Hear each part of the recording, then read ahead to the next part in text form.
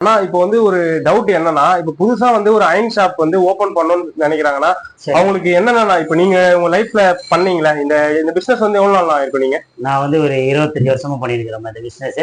எங்க தலைமுறையா இந்த பிசினஸ் தான் நாங்க பண்ணியிருக்கிறோம். இப்போ வந்து ம். அயன் பாக்ஸ் வந்து இப்போ வந்து நிறைய ஒரு 3-4 வெரைட்டி ஆகிப்போச்சு. அதுக்கு முன்னாடி வந்து கறியில தான் பண்ணுவோம். இந்த கறியை கொளுத்தி அந்த பித்தளை அயன் பாக்ஸ் இருக்கு, பிராஸ்ல இருக்கும், ஆமாண்ணா. அதுல போட்டு நெருப்பு போட்டு தான் பண்ணுவோம். இப்போ வந்து ஸ்டீம் அயனிங் ஆயிடுச்சு, கேஸ் அயனிங் ஆயிடுச்சு. இது மாதிரி இது வந்து இது இது வாட்டர் கேன் அயனிங். இது Okay. ஒரு வகையான ஸ்டீம் அயனிங் தான். நிறைய அயனிங் வந்து இன்ஸ்ட்ருமெண்ட் வந்து அதிகமாயிடுச்சு. இப்போ வந்து மக்கள் வந்து நிறைய விரும்புறது வந்து இந்த ஸ்டீம் அயனிங்கை தான் விரும்புறாங்க. ஏன்னா ஒரு சில கஸ்டமர் என்ன சொல்றாங்கன்னா, பெஸ்ட் வந்து நம்ம நெருப்புல பண்றது தான். ஆனா இப்போ மக்கள் விரும்புறது வந்து இது மாதிரி ஸ்டீம் அயனி தான். அதனால காலத்துக்கு ஏற்ற மாதிரி நம்மள வந்து தொழில் வந்து அப்டேட் ஆகிக்கலாம். சூப்பர். இப்போ ஒரு சிலர் என்ன பண்றாங்க, அந்த கறியினால பண்றதுனால ஆஸ்துமா வருது. ஓ. ஒரு சிலருக்கு வயசானவங்களால பண்ண முடியாது. ஏன்னா அது அந்த அயன் பாக்ஸோட weight வந்து 7 கிலோ. கண்டிப்பா தான். அந்த 7 கிலோ தூக்கி ஒரு ஸ்டேஜுக்கு மேல வயசானவங்களால பண்ண முடியாது. Okay. அதனால அவங்க அதனால கேஸுக்கு இப்போ வராங்க. ஓ. கேஸ் ஆனா வந்து காஸ்ட் வைஸ் பார்த்தா இந்த கேஸும் சரி, கரியும் சரி, ஸ்டீம் அயனிங், எலக்ட்ரிசிட்டி பில்லு எல்லாம் சேமா தான் வரும். எல்லாம் சேமா தான் வரும். ஆமா, ஏன்னா இப்போ கரண்ட் விலைய அதிகமாகி போச்சு பாத்தீங்களா. ஆமாண்ணா. அதனால இதாகி போச்சு. இந்த கேஸுக்கு மட்டும் வந்து அரசாங்கம் ஏதோ மானியம் தராங்கன்ற மாதிரி சொல்றாங்க.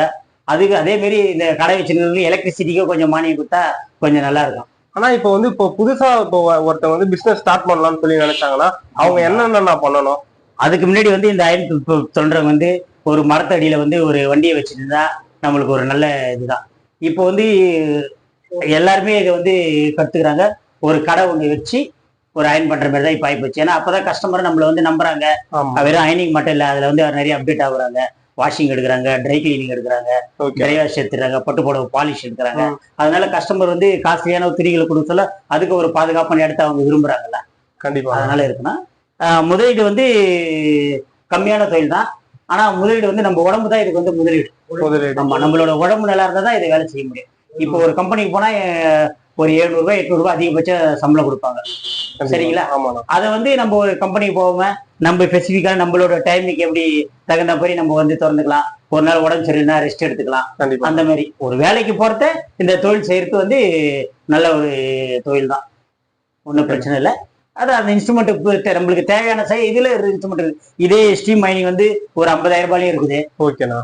இதை இந்த மாதிரி பாக்ஸ் எல்லாம் ஒரு 6,000 தான் வரும். இப்ப நார்மலா ஒருத்தவங்க வந்து ஆரம்பிக்கிறாங்கன்னா அவங்க என்ன பொருள்லாம் வாங்கி வச்சுட்டு ஆரம்பிக்கணும்? இன்னும் இல்லப்பா, ஒரே ஒரு டேபிள் தான்.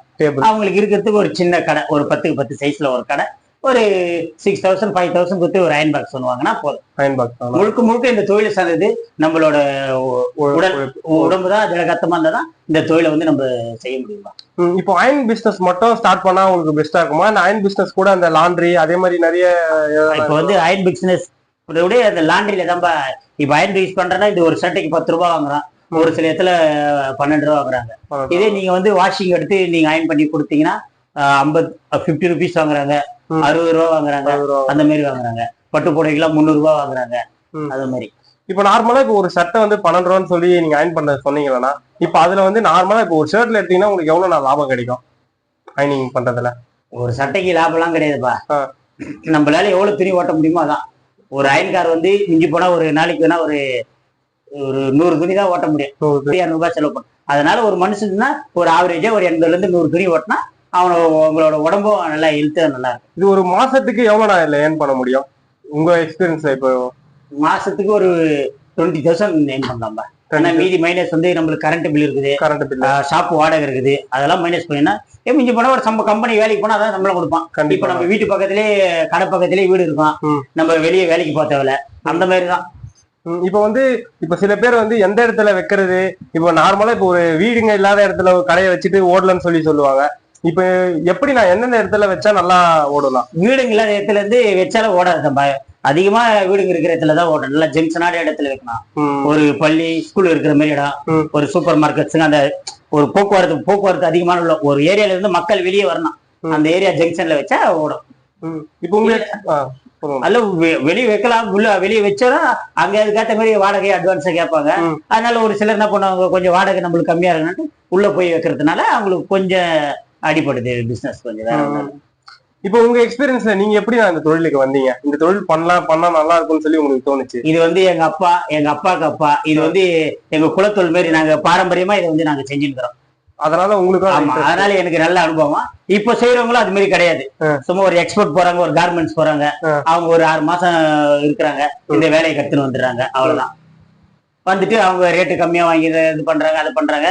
எங்க அதனால நாங்க குலத்தொழில் செய்யறதுனால நம்மளுக்கு வேலை நல்லா தெரியும். அதனால இப்போ வந்து அதிகம் நம்மளுக்கு. இப்போ வந்து இந்த தொழில வந்து உங்களுக்கு ரொம்ப பிடிச்சுதான் வந்தீங்களா, இல்ல முன்னாள் எல்லாருமே இருந்தாங்கன்னு சொல்லி அந்த கட்டாயத்துல வந்தீங்களா? இந்த தொழில் வந்து மை ஃபர்ஸ்ட் லவ்பா. இந்த தொழிலை நான் பிடிச்சுதான் வந்தேன்.